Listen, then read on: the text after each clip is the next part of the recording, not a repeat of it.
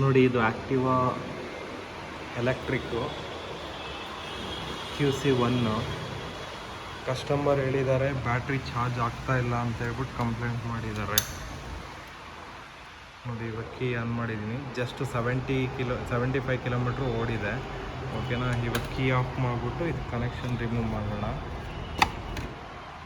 Gloves use ಮಾಡಬೇಕು compulsory. ಇದಕ್ಕೆ high voltage ಇರುತ್ತೆ, ಗ್ಲೌಸ್ ಯೂಸ್ ಮಾಡಿದ್ರೆ ಕೆಲಸ ಮಾಡಬೇಕಿದ್ರದ್ದು.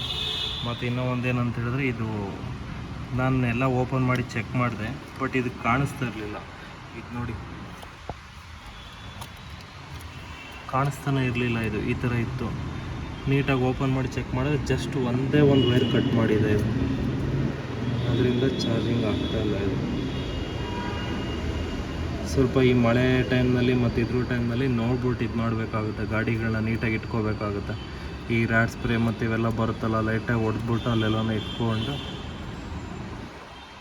ಕ್ಲೀನಾಗಿರೋ ಜಾಗದಲ್ಲಿ ಗಾಡಿಗಳನ್ನ ನಿಲ್ಲಿಸ್ಬೇಕು. ಇಲ್ಲ ಅಂತ ಹೇಳಿದ್ರೆ ಏನು ಮಾಡುತ್ತೆ, ಈ ಥರ ಇಲಿಗಳು ಕಟ್ ಮಾಡಿಬಿಡುತ್ತೆ.